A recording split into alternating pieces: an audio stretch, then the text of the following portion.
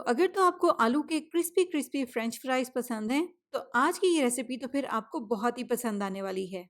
आज हम बनाएंगे ये बहुत ही मज़ेदार से ज़बरदस्त से दिखने वाले आलू के क्रिस्पी क्रिस्पी स्नैक्स या पोटैटो स्टिक्स। बहुत ही सादा सिंपल सी चीज़ों के साथ बहुत ही झटपट से ये तैयार भी हो जाते हैं।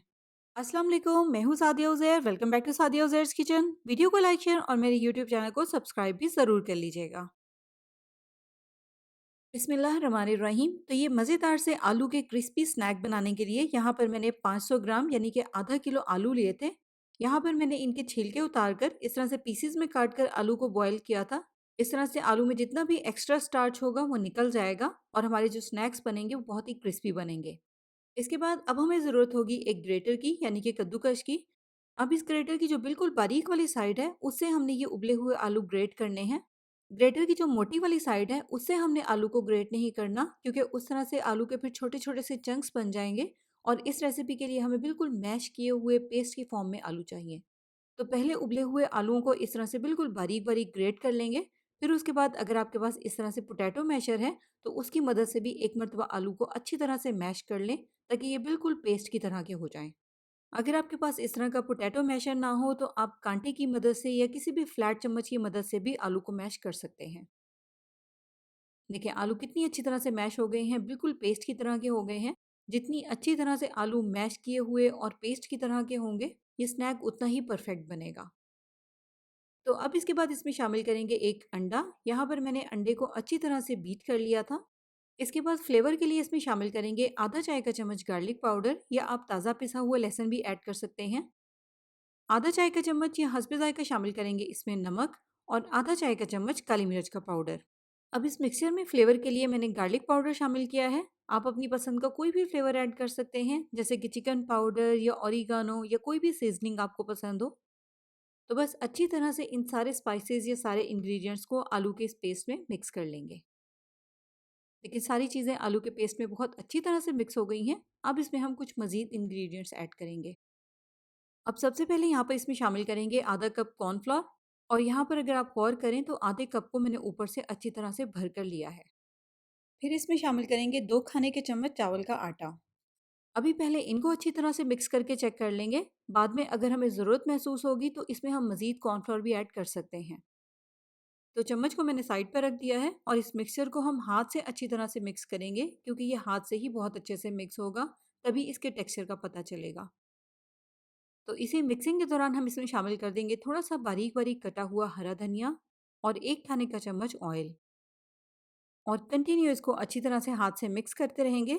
अब यहाँ पर हमें अंदाज़ा करना है कि इसमें जो हमने कॉर्नफ्लोर शामिल किया है वो बिल्कुल परफेक्ट है। जैसे कि यहाँ पर आप देख रहे हैं कि आलू का ये जो पेस्ट है ये ज़्यादा पतला है, इसमें हमें थोड़ा सा कॉर्नफ्लोर ऐड करना पड़ेगा। अब यहाँ पर मैंने इसमें तकरीबन 2 से 3 टेबलस्पून कॉर्नफ्लोर मज़ीद ऐड किया है। यहाँ पर आपने ये ध्यान रखना है कि आलू का मिक्सचर ना तो बहुत ज़्यादा सख्त हो और ना ही बहुत ज़्यादा पतला हो।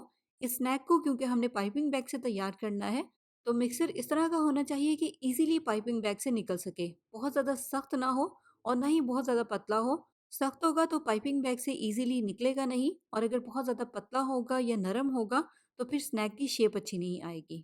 तो यहाँ पर आप चेक कर लें, ये है इस मिक्सचर की फाइनल थिकनेस। आलू में मॉइस्चर के अकॉर्डिंग कॉर्नफ्लोर की क्वांटिटी जो है वो कम ज़्यादा हो सकती है, इस बात का ध्यान रखिएगा। तो अब आपके पास घर में जो भी स्टार नोज़ल हो उसको इस तरह से पाइपिंग बैग में लगा लें।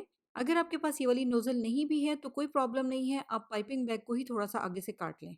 तो आलू का ये सारा मिक्सचर अब हम इस तरह से इस पाइपिंग बैग में डाल लेंगे, और फिर उसके बाद इसको हमें करना है फ्राई। इस तरह से एक साफ किचन सीजर लेंगे और स्नैक की जितनी भी आपने लंबाई रखनी है उतना लंबा इसको काटते जाएंगे और ऑयल में शामिल करते जाएंगे। बस यहाँ पर ये स्नैक ऑयल में शामिल करते हुए आपने एक बात का ध्यान रखना है कि ऑयल का टेम्परेचर बहुत तेज़ गर्म ना हो, क्योंकि उस तरह से फिर इनके ऊपर बहुत जल्दी कलर आ जाएगा और ये स्नैक क्रिस्पी नहीं बनेंगे। और इसी के साथ साथ ऑयल का टेम्परेचर बहुत कम भी ना हो, फिर उस तरह से इनकी शेप ख़राब हो जाएगी। इसके अलावा फ्राई करने के लिए आपने उतने स्नैक ही ऑयल में शामिल करने हैं जितनी जगह हो। पैन को आपने इस स्नैक से भरना नहीं है, वरना फिर ये आपस में चिपक जाएंगे। तो बस स्नैक्स को ऑयल में शामिल करने के बाद थोड़ी सी देर के लिए तो आप इनको ना हिलाएं, ताकि ये अच्छी तरह से स्टेबल हो जाएं, इनकी शेप खराब ना हो। और जब आपको लगे कि ये अच्छी तरह से स्टेबल हो गए हैं तो फिर इस तरह से हल्के हाथों से कंटिन्यू हिलाते हुए इनको फ्राई करें, ताकि हर तरफ इनके एक जैसा इक्वल कलर आए। इस पॉइंट पर भी फ्लेम आपने इनके नीचे मीडियम लो के दरमियान में रखना है। बहुत तेज़ आँच पे इनको फ्राई नहीं करना, ताकि ये अच्छी तरह से गोल्डन भी हो और क्रिस्पी भी बने। तो देखिए कितना अच्छा सा कलर आ गया है। फ्राई करते-करते आपको खुद ही अंदाज़ा हो जाएगा कि ये अच्छी तरह से क्रिस्पी भी हो गए हैं। तो बस जब ये अच्छी तरह से क्रिस्पी हो जाएँ, इनके ऊपर एक जैसा अच्छा सा गोल्डन सा कलर आ जाए, तो फिर इनको हम ऑयल में से निकाल लेंगे। बहुत मज़े का ये स्नैक बनता है, जैसे कि ये देखने में ही लग रहा है। बनाएँगे तो यकीनन बच्चे और बड़े सभी इनको बहुत पसंद करेंगे। देखिए तोड़ने से ही आपको अंदाज़ा हो गया होगा कि ये कितना क्रिस्पी है। वैसे तो आप इसको अपनी पसंद की किसी भी सॉस के साथ सर्व कर सकते हैं, लेकिन टोमेटो केचप और मेयोनीज़ इसका बेस्ट ऑप्शन है और ये दोनों सॉसेज़ हर घर में ही होती हैं। तो इसी तरह की बहुत सारी रेसिपीज़ देखने के लिए आप मेरे यूट्यूब चैनल का लाज़मी विज़िट करें। नई रेसिपीज़ के लिए चैनल को सब्सक्राइब करके नोटिफ़िकेशंस भी ज़रूर ऑन कर लें। रेसिपी कैसी लगी कमेंट्स में ज़रूर बताइएगा। जाते-जाते लाइक, शेयर, सब्सक्राइब और कमेंट करना बिल्कुल मत भूलिएगा। अपना बहुत सा ख़्याल रखिएगा, दुआओं में याद रखिएगा। Thank you for watching. अल्लाह हाफ़िज़।